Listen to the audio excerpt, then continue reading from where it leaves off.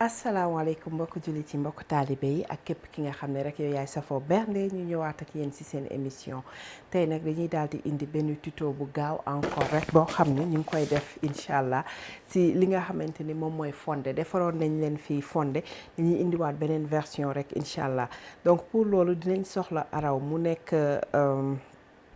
millet flour pearls moom moo nekk nii en anglais donc moom la ñu defal fii ñu soxla aussi li nga xamante ni moom mooy lait de coco ak aussi gloria pour ki bëgg dinañ soxla aussi sucre donc man substitut bi laay utiliser sel ak ingrédient bi nga xam ni moom lañ ciy yokk tey mu nekk li nga xam ni mooy buy mu loolu mooy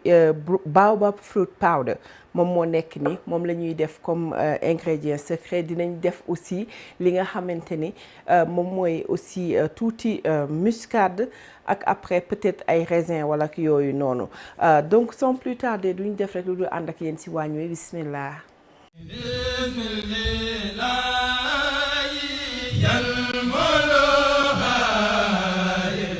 voilà li ngeen gis fii suñu ndox bi la ñu jël teg ko nii muy baax donc mu ngi nii dañuy daal di ñëw rek laax dañuy laax rek normal togg ko ba ci digg bi après ci la ñuy door a def ñun suñu ay kii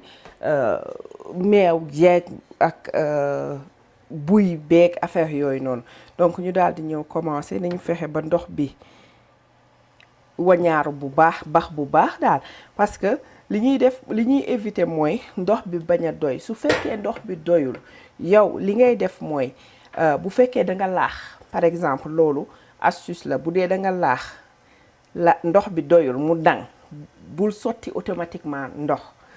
ndoxu robinet parce que sinon lii am mooy dafay daal di tas mu nekk def rouille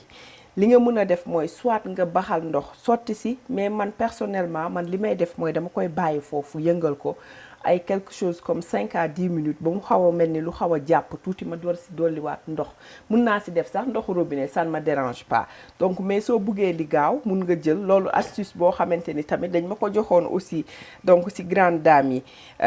ndox bu tàng bi donc te loolu dafa make sense daal léegi dañuy daal di ñëw commencer laax nag ndànk-ndànk rek lañ koy def rek comme ni ngay defee rek sa laax wala yooyu bismillah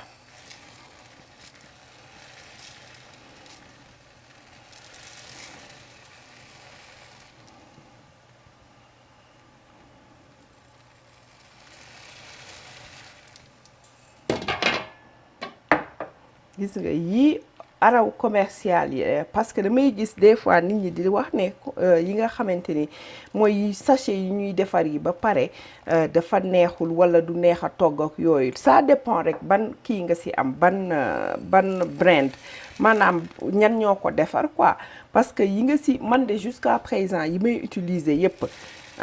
musaguma ci am bu xajam wala ma am ci boo xam ni dafa jafee togg déedéet au contraire dafay gaaw ba nga xamante ni te dafay nekk araw bu rafet aussi man de yi ma ci am yépp de moo xam bu sew bi la wala bu dijj bi nii yépp man dañ maa neex loolu sax donc mi ngi noonu mi ngi dépendre rek moo tax ma ne mi ngi dépendre ci ki koy defar daal voilà gis nga nii laay def su la neexee nga bañ a xorom léegi man damay xorom léegi bala ma koy fàtte et puis pour mu duggaale aussi si kii yi daal si mu baxaaleeg affaire yi bismillah ñu def assez généreusement donc gis nga duñ ko yàkkamti duñu def dara dañuy yëngal nii ba mu leer ñu ni jàpp na après ñu daal di bàyyi nag muy bax ndànk-ndànk fonde moom daa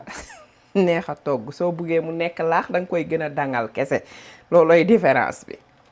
après bañ ci def ay meew ak affaire yooyu quoi donc man dinaa defar après soow comme ni ngeen ko xamee rek ci el bi pour ñi nga xam ne dañu bëgg a lekk dolli soow ci seen fonde wala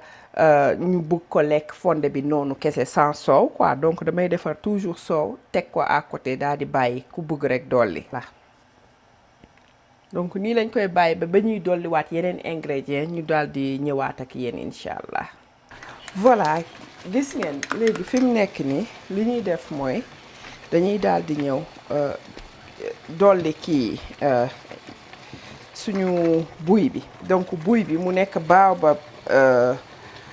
powder bi moom moo nekk nii dama ko def rek ci ndox xóoyal ko léegi moom laay def ci biir bismillah.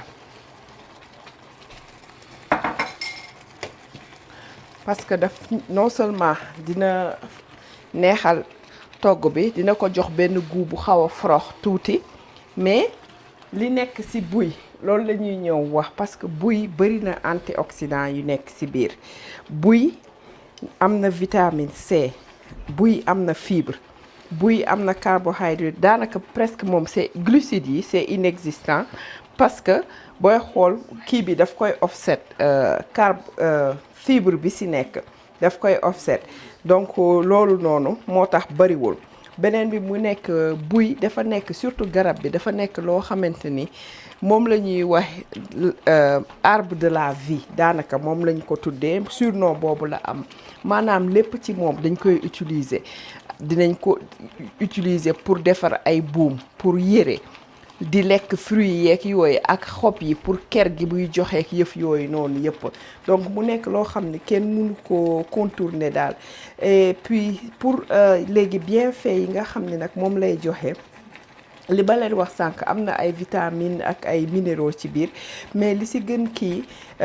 moo nekk ni buy dafay dimbali waate si maanaam ki nga xam ne dafa bëgg a jeex par exemple parce que li nekk ci biir dina la dimbali ba nga xam ne boo ko lekkee ndax fer beeg yooyu day tax ni yow doo gaaw a xiif soo ko lekkee da ngay suur doo gaaw a xiif donc loolu mooy benn ci moom beneen bi mooy dafay améliorer sa maanaam digestion daf lay dimbali ci côté digestion dina dimbali waate aussi ci sa immune système dina dimbali aussi ci maanaam côté sa wérgu yaramu xaw ma ni ñu koy wax skin health quoi mooy maanaam pour sa yaram waa dafay naayal yaram voilà wax nañu aussi d'après les recherches dina dimbali waate pour ay côté asthme te da ngeen di xool même ñi nga xam ne dañu am par exemple ay problème digestif mu nekk maanaam moo xam ndax kii nga xam ne dafa am jaareek yooyu buy da lay dimbali pour arrêter loolu noonu yëpp donc yooyu mu nekk quelque rek si yoo xamante ni dina dimbali waate nit ñi ak ñi nga xamante ni tamit comme li ñu wax rek sànq dañuy am aussi problème mu constipation ak affaire yooyu noonu yëpp donc mu nekk quelque rek ci bienfait wu buy. voilà donc léegi damay def tuuti ci suñu lait évaporé gis nga ñu def ni parce que daanaka kii bi pare na booy xool nii pare na dañuy xaar rek mu xaw a bax ak moom ak affaire yooyu tuuti rek jeex na tàkkan donc mu ngi nii. voilà léegi dañuy daal di ñëw gis nga lii environ gis nga man sama bos bi ay 20 minutes yooyu kii bi ñor na araw bi ñor na gis nga du jël temps soo taseeg bu baax du jël temps donc fi mu nekk nii lait de coco bi laa def ci biir léegi nag pour affaire lait de coco bi loolu bëgg naa ñu ñëw ci tuuti rek maanaam mu nekk moom tamit li nga xam ni moom mooy bienfait wu lait coco chaque fois ma wax leen ko lait bi nag moom dafa am maanaam yenn yoo xam ne dafa am importance ci ñoom moom mooy coco lait de coco dafa am li ñuy wax ay propriétés yoo xamante ni ñu ngi koy wax huile MCT muy MCT oils donc loolu noonu li muy def mooy maanaam daf lay dimbali pour ki nga xamante ni moo xam dafa bëgg a jeex moo xam parce que huile boobu dafay def cawarte ci doomu aadama dafay indi cawarte so donc yow boo koy consommer da ngay am énergie te bu ñu waxee énergie loolu mooy énergie bu bari loolu mooy calorie yoo xamante ni di nga ko mën a lakk rapidement sa yaram dina ko mën a lakk daal donc loolu mu nekk benn ci li nga xamante ni moom mooy bienfait yi nga xam ni moom moo nekk ci si huile de coco. beneen bi nekk baax na pour suñu xol yi et puis dina dimbali waate si côté cholestérol moom dafay maanaam xeex cholestérol bu baaxul bi muy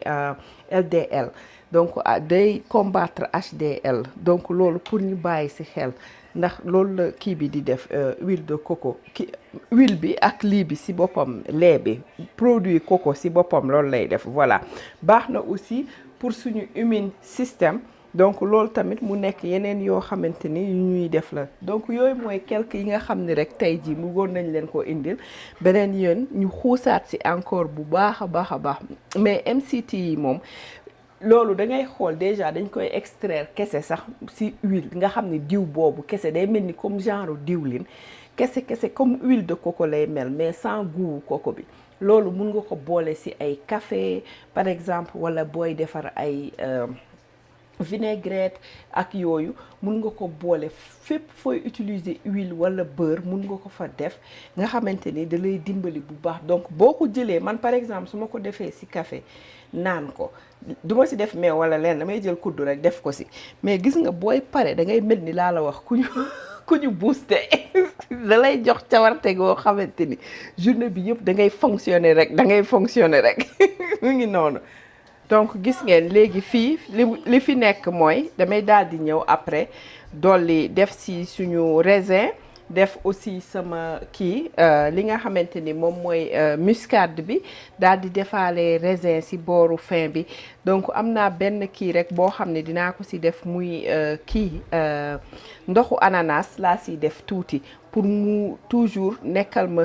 si côté bi nga xam ne côté xaw a forox tuuti ak sucré bi tuuti donc loolu la ñuy def nag incha allah. voilà ku mu neex nga def beurre wala diw ñor man huile de coco bi laay def nii tuuti rek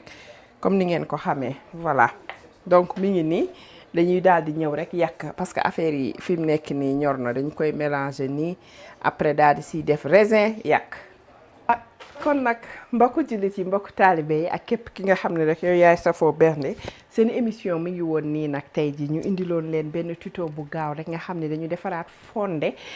donc 2.0 lañ koy def dañ koy tuddee mu nekk nii ngeen gis ñu boole ko ak suñu ay li nga xam ne ku nekk yow yaa xool lu la neex loo am man ananas laa jël comme dama defoon jus d'ananas bi si biir kii bi fondé bi moo tax ma jël ko décorer ko ngeen gis ko ñu dagg ko nii yenn yi dagguñu ko ak